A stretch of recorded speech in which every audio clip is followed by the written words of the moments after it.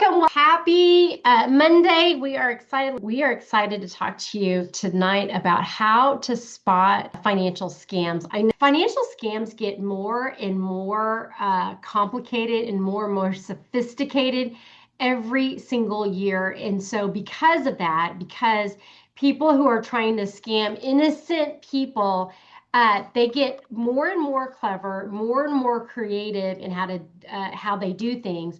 And so you as a consumer, you as somebody who's out there, you've got to be a lot more savvy on what to look for, what questions to ask, how to manage that so that you are not caught in an investment scam. So I'll tell you, all scams sound good. Like all scams sound really, really good. And you have to know what to look for. No scam that you're ever going to see is going to say, hey, I'm a scam, or it's not going to smell like a scam. It is actually going to look very, very legitimate. They're going to sound really, really good. And you may have people that are involved in some of these scams that they don't even know they're involved in a scam. And so they're people that you value, people that you love, people that you trust. And it's really, really important that if you're investing in anything, if you're putting any kind of money or resources in anything, you have to learn how to do your own due diligence. So we're going to go through a lot of this information so that you are empowered in how to handle and how to spot a financial scam. So smart investors avoid losses before they chase gains. So really, really important. It's not necessarily because the market's bad. It's usually because you've got some bad operators. Most people don't lose money to the market just because the market's bad. And that does happen from time to time, but more often than not, they lose it to people who shouldn't have their money in the first place. So people who are portraying themselves as legitimate, portraying themselves as knowledgeable, some of those people should not ever have access to your money. Education is your very first defense. And if you can't explain how returns are generated, you don't yet own the decision. Someone else does. So if you don't understand something, you shouldn't invest in it. Very, very important for you to be able to at least understand how the returns are generated. You may not understand all the ins and outs and nuances of that business, but you should be able to understand what triggers returns being generated, what triggers money actually being made. Fraud often hides in complexity and urgency. So anything that feels a little too proprietary to question, anything that seems a little too complex to really understand, or if it's too urgent, like you got to get your money in now, this window is closing really quickly. And if it's too urgent to verify, that's exactly why it should be verified. So if someone's trying to get you to get in really quick before this thing explodes or before everybody knows about it, or we're moving fast, if there's that kind of fast talking urgency, that urgency usually hides fraud that's happening. So illegitimate things. So if any of these things are happening, that's a red flag. Is it always the case? No, it's not always the case.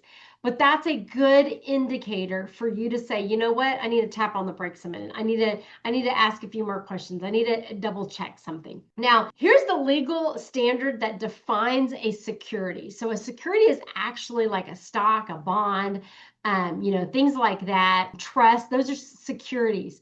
So the Howey test is a test that is a litmus test by the Securities and Exchange Commission. So the SEC is the Securities and Exchange Commission, and they manage all the securities. Their job, the SEC, is to protect U.S. citizens from fraud, from illegitimate things.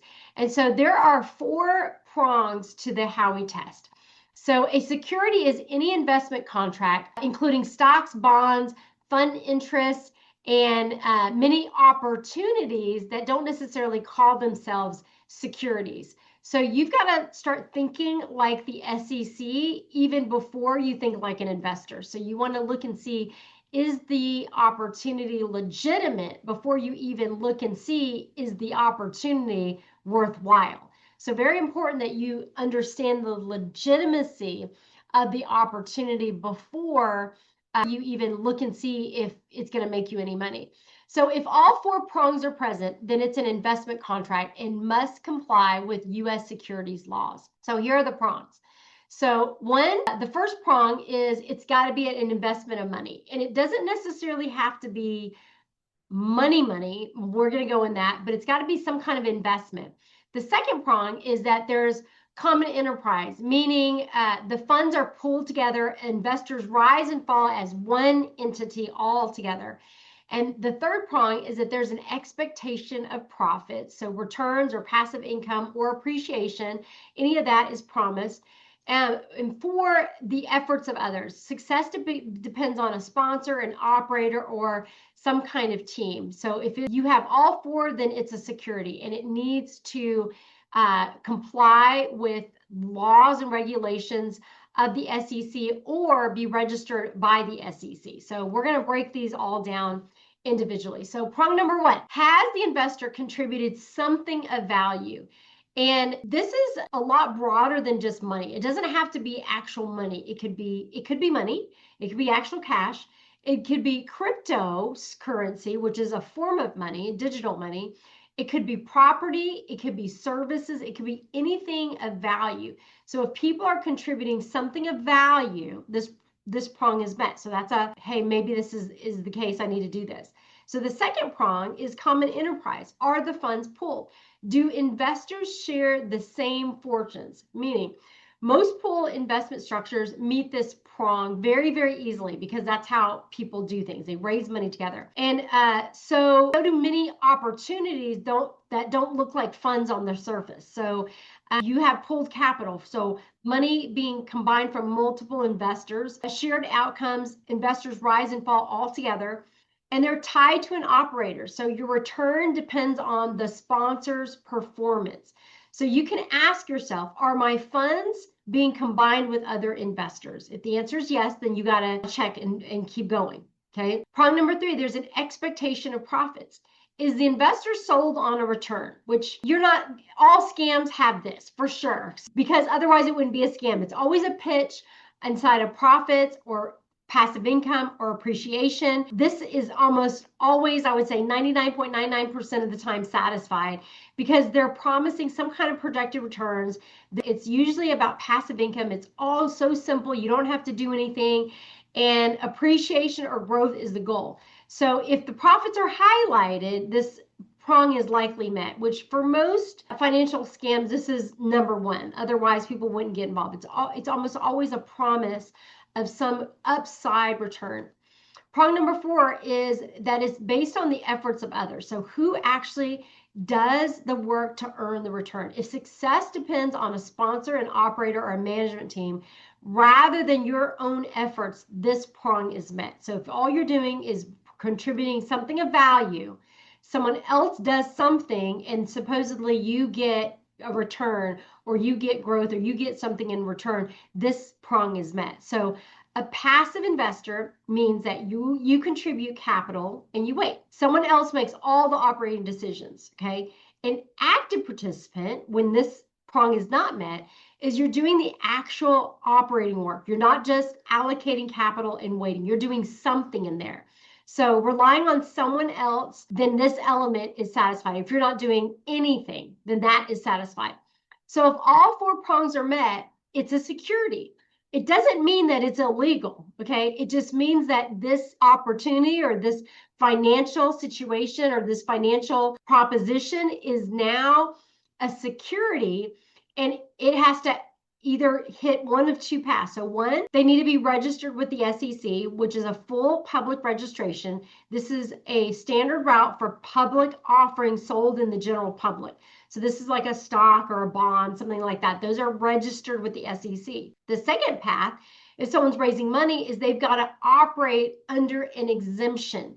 So this is a Reg D 506B or a Reg D 506C, which those basically will say you can do general solicitation or with the general public, or it's got to be inside of a particular parameters.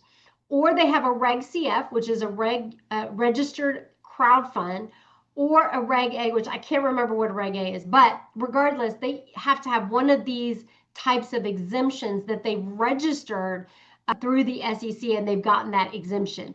And each with its own rules on who can invest and how it can be marketed. That's the main thing, is all of these exemptions will dictate how things can be marketed and to what audience. So some of it can be general solicitation where you could post it on social media.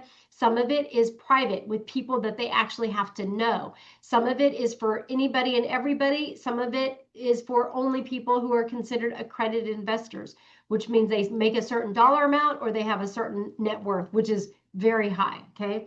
So here are some red flag questions that you've got to ask before you wire the money. So if all four prongs are met, you want to ask them, what exemption are you operating under? And all of that is public knowledge. All of that is public knowledge. Or you can ask, can I see the offering documents, the private placement memorandum, or your subscription agreement? Who are your securities counsel and fund administrator? So if they're legitimate, they would have all those things. So one of the things, we had a lot of friends, they got involved in this crypto thing. And there is a misconception in the marketplace that if it is crypto, it does not need to be registered with the SEC, which is completely 1000% false. Okay. Just because it's crypto does not mean it is not, does not have to comply with rules and laws and regulations of the SEC. If that company operates here in America, it has to comply with the SEC. Another red flag question is you can ask, where are you domiciled? So if they're domiciled out of the country, then that's a red flag. You've got to ask, how are they marketing in America? So there are a lot of companies, they domicile outside of the US and they're marketing to US citizens, which is not appropriate if they're not using one of these two paths. And if somebody tells you you've got to wire it, maybe you've got to use a VPN, a virtual private network, to mask where you're located, that's also a red flag. So there's all these little nuances that you can start to develop and understand what questions to ask so that you're not a victim to a financial scam. So another one, a Ponzi scheme. This is named after Charles Ponzi from 1920. This is paying earlier investors with money from newer investors and not real profits from a real business. So a Ponzi is basically you take money in and the money flows up, and then take new money in and the money flows up, and then take new money in, the money flows up. So new investors bring fresh money in, the operator has no actual real business, and the old investors get some returns paid out. So there's no real assets, there's no real performance, just a rotation. Quite a few years ago, we had a lot of our friends involved in a Ponzi scheme, and they said it was a Forex trading company, so foreign exchange trading. But one of the red flags that we had, because we understand the Howey Test, we understand what to ask, is they had these crazy returns year over year. And this is one of the 5 traits that you're going to have to walk away from. These are red flag Ponzi traits. So 1, guaranteed or unrealistically consistent returns. Anytime someone says no risk, they've never lost money, that is a red flag, because real markets never, ever behave this way. Now, there could be a consistent trend upward, but if you look at something that has some kind of trend, it's always going to be jagged. It's always going to be up and down, up and down, up and down. It may trend up, like trend from down to up, but it's going to be jagged. It's going to go up and down along the way. And so it's very, very important. That was one of the biggest red flags that we had on this Ponzi scheme that a lot of our friends got involved in. Vague or proprietary strategy. If they can't explain it in plain English, that's not sophistication. That's a wall. That is them hiding something. So one of the things about this platform is they said it was a proprietary trading platform. So if they can't explain it and they can't share it, that's a red flag. Returns are paid from new investor money. So you may not know this, but the red flag here is there's heavy recruiting pressure. Okay. So one of the things that we said is if you're not getting paid on other people's investments, then why am I, one of the things that my husband says, why am I getting called 2 and 3 times a week from various people about getting involved in this opportunity? And there's bonuses for bringing in fresh capital because that's how the Ponzi continues to proliferate. So if you see any withdrawal problems or delays or excuses about why you can't get your money out, that's a red flag. If there's a bunch of slow payouts, or if there's fees to withdraw or exorbitant, or there's pressure to reinvest your earnings, that's also a red flag. Now, there's nothing wrong with reinvesting your earnings. That's very normal. That's how compounding interest works. You compound your money, you make money, you take the money, put it back to work for you. That's pretty normal. But if you get any inkling that it's really hard to pull your money out, that's where you've got to check, and that's a red flag. And if there's no independent documentation, so no audited financials, no third-party administrator, no verifiable custody of any of that paperwork, that is a red flag. Most legitimate financial opportunities are going to have some kind of audited financials, some kind of third-party administrator, especially if they are completely on the up and up. They will have that. So these are questions that you can ask them. If money flow matters more than the asset and the performance, then that's a big, huge red flag. So if people are talking about getting people in, that is a red flag for you to look closer. Now, there are plenty of opportunities where that is legit because they're raising money and it's not a Ponzi scheme. But when a lot of these things stack together over time, that's where you've got to ask the right questions, okay? Now, here's a legitimate path. This is what we do inside of Investor Next Door Club is we give, there are these credible investment clubs, okay? This is why pooled member-owned investing has helped everyday people build real ownership. And this has been going on for nearly a century. And it's all inside the confounds of what's legal in the eyes of the Securities and Exchange Commission, okay? So not all clubs are created equal. And this is what makes them credible, okay? So a credible investment club is a small group of investors who pool money. They decide on investments together and operate under a real legal structure, not a sales funnel. So in a credible club, there's a formal legal entity, an LLC or a partnership. They also have a written operating agreement and bylaws that you can see in black and white. They've got the members actually vote on investment decisions, so they are involved in the investment process. There's transparent books and member reporting. And the size of an investment club is limited to under 100 members, so 99 members maximum. And there's no paid promotion to outside investors. So they're not trying to gather everybody. Now, a club, when they talk about a club that's not actual credible investment club, but they're a club only in name, they have no legal entity and a very unclear structure. They've got no operating agreement that you can read in black and white. One person or a small group of people makes all the decisions, or there's some vague or missing financial reporting. It's just not clear where the money's moving. It's open recruiting. There's no member cap, and then the sales pitch, and you're getting recruiting commissions. So one thing, what we've had friends of ours who are very seasoned investors, very savvy business people, and they got caught up in one of these clubs that wasn't legitimate because it all sounded good. But the time that they actually asked for financials, that was when the red flag went up.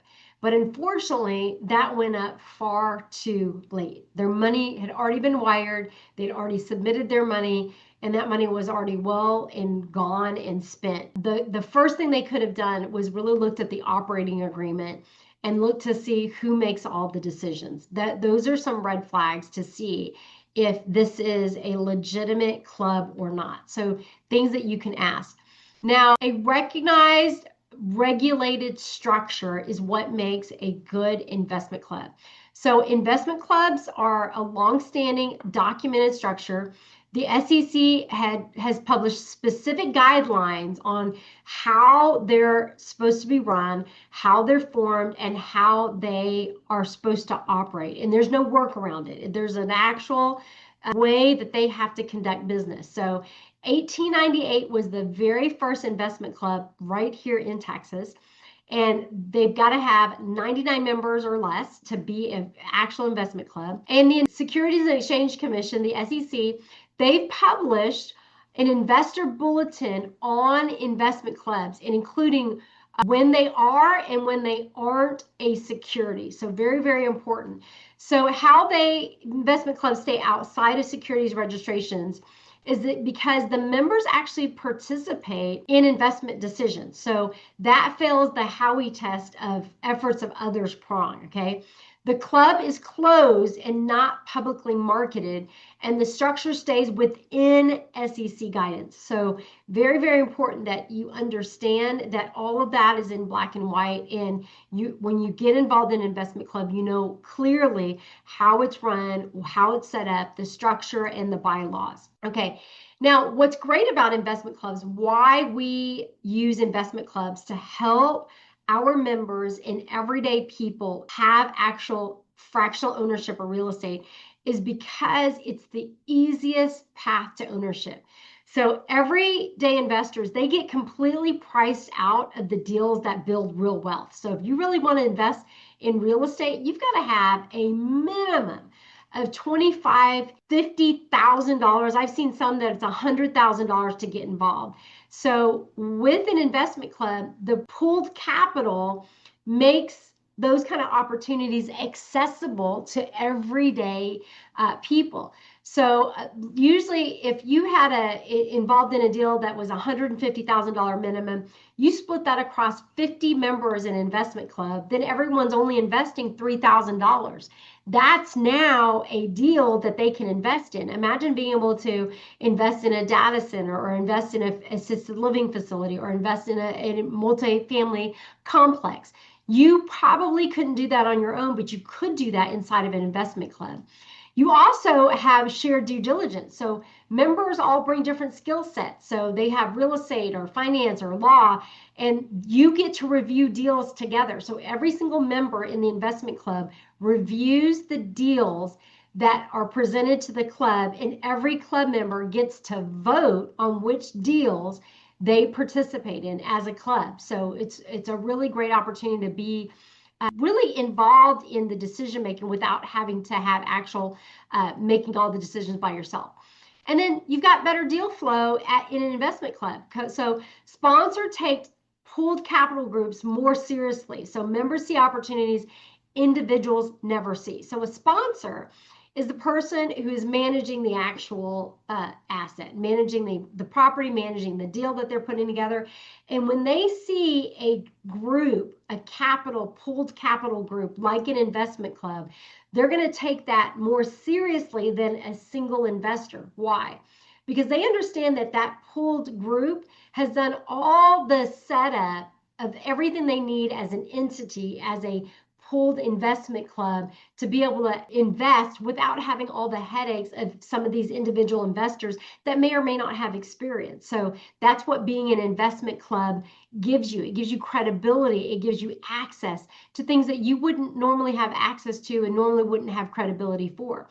So you have compounding inside the club. So distributions in the club roll back into the next deal. So depending on how the investment club is set up, it may be set up where the investment club is going to be open for 3 to 5 years, and all the deals that you do inside of that 3 to 5 years goes right back into the investment club to buy more property, to buy more assets, and then reinvest it. So members build a real portfolio of ownership over time, not just in one single asset. So that's why it actually accelerates ownership. With just a few $1,000s, you can start having fractional ownership of real estate and start to expose yourself and have access and be able to access a big chunk of the tax code. You see, as an employee, you get access to about this much of the tax code. If you own your own business, you get about that much access to the tax code. When you own real estate, you now access a bigger chunk of the tax code, which is why you want to invest in real estate. Now, before you even wire a dollar, here's your investor protection checklist. Does this pass the Howey test? If it does, yes, then you got to ask what SEC exemption is being used or how is it registered with the SEC. Number 3, where does the money actually come from? Like, how are the returns being generated? How does money being made? Who controls the funds? Is it a group of people? Is it one? Is there a fund administrator? Can I verify assets independently? And then what are the real risks? So education is better than emotion. Documentation is greater than excitement. And clarity is greater than urgency.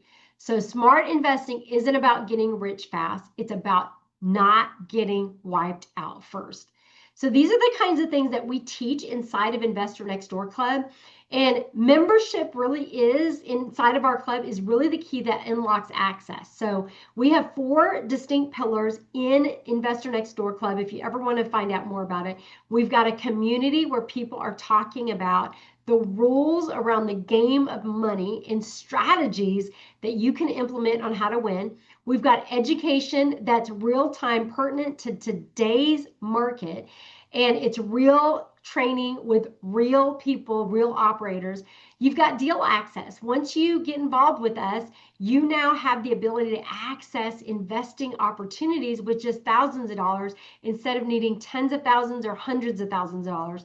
And then we give people a way to generate income, and you get to paid by sharing about our community, inviting other people to join our community. So if you want more information about Investor Next Door Club, our next virtual community overview is going to be tomorrow night at 7 p.m. We do this every single Tuesday night at inklifestyle.live. We'll talk about how it works, what you can expect, why you want to get involved in a financial community, and what it will provide for you in the long term, and how you really, truly can take control of your financial future. So if this was valuable for you, we'll see you tomorrow night on the live overview right here at inklifestyle.live. You guys have a great evening.